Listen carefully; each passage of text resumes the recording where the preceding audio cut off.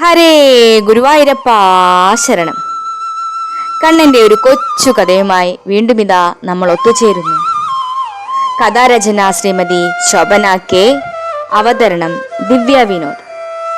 വെണ്ണക്കണ്ണൻ. അതാ നമ്മുടെ കണ്ണൻ വരുന്നു. കൂട്ടുകാരോടൊത്താണ് വരവ്. കണ്ണൻ ഒരു കൈ അല്പം ഉയർത്തി പിടിച്ചിട്ടുണ്ട്. ആ കുഞ്ഞു കൈയിൽ എന്തോ ഉണ്ട്. മറ്റേ കൈയിലുള്ള ഓടക്കുഴൽ നമുക്ക് കാണാം. ചിരിച്ചുകൊണ്ടാണ് വരുന്നത്. ഇടയ്ക്കിടെ വീഴുവാൻ പോകുന്നുമുണ്ട്. 3-4 വയസ്സ് പ്രായമേ ഉള്ളൂ കണ്ണന്. തെന്നിത്തെറിച്ച് ഒരു കണക്കിന് എന്റെ അരികിലെത്തി. ചുരുണ്ട മുടി നെറുകയിൽ കെട്ടി ഭംഗിയിൽ പീലി ചാർത്തിയിട്ടുണ്ട്. എന്നിരുന്നാലും അളകങ്ങൾ കാറ്റിൽ പറന്നു കളിക്കുന്നുണ്ട്. നെറ്റിയിൽ വിയർപ്പ് കണങ്ങൾ മുത്തുകൾ പോലെ തിളങ്ങുന്നു. മഞ്ഞ പട്ടുടുത്ത് ആഭരണങ്ങളെല്ലാം അണിഞ്ഞ ആ ശ്യാമസുന്ദരനെ എത്ര കണ്ടാലും മതിയാകില്ല. കുറച്ചു നേരം ഞാൻ അങ്ങനെ നോക്കി നിന്നുപോയി. അപ്പോഴേക്കും കണ്ണൻ കരച്ചിൽ തുടങ്ങി. ഞാൻ ഓടിച്ചെന്ന് വാരിയെടുത്ത് നെറുകയിൽ മുകർന്നു. അപ്പോഴും ഒരു കൈ ഉയർത്തി പിടിച്ചിട്ടുണ്ട്. ഇനി ആ കൈയെങ്ങാൻ മുറിഞ്ഞുവോ ആവോ.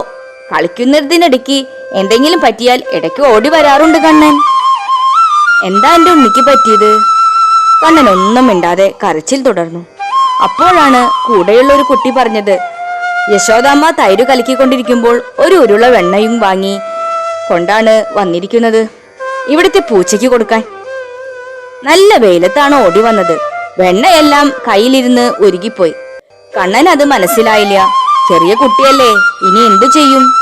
ഞാൻ കുറച്ച് തൈര് കലക്കി വെണ്ണയെടുത്ത് കണ്ണന് കൊടുത്തു. കുറച്ച് ഒരു ഇലച്ചീന്തിൽ എടുത്ത് വെയിലത്തും വച്ചു. കുറച്ചു കഴിഞ്ഞപ്പോൾ വെണ്ണ വെയിലുകൊണ്ട് ഉരുകിപ്പോയി. ഇതെല്ലാം കണ്ണൻ കാണുന്നുണ്ടായിരുന്നു. ഞാൻ കണ്ണനോട് പറഞ്ഞു, ഇതുപോലെയാണ് കണ്ണന്റെ കയ്യിലെ വെണ്ണ വെയിലിൽ ഉരുകി കാണാതായത്.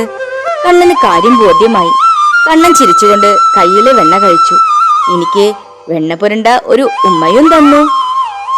ഇതുപോലെ നമ്മളിലെ ദുരിത വെണ്ണയെ നാമമാകുന്ന വെയിലുകൊണ്ട് നമുക്ക് ഉരുക്കിക്കളയാം.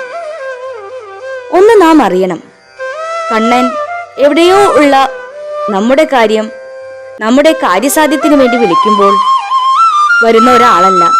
എപ്പോഴും നമ്മളോടൊപ്പം ഉണ്ടും ഉറങ്ങിയും ആടിയും പാടിയും കളിച്ചും ചിരിച്ചും നമ്മുടെ കൂടെയുണ്ട്. നാം അത് അറിയുന്നില്ല എന്ന് മാത്രം. അതിന് ഇത്രയും ചെയ്താൽ മതി. കണ്ണന്റെ നാമങ്ങൾ ചൊല്ലി ആ രൂപത്തെ ഓർത്ത് എല്ലാം കണ്ണനിൽ സമർപ്പിച്ച് ചെയ്യുക. അപ്പോൾ കണ്ണൻ നമുക്ക് അനുഭവമാകും. ഹരേ ഗുരുവായൂരപ്പാ ശരണം.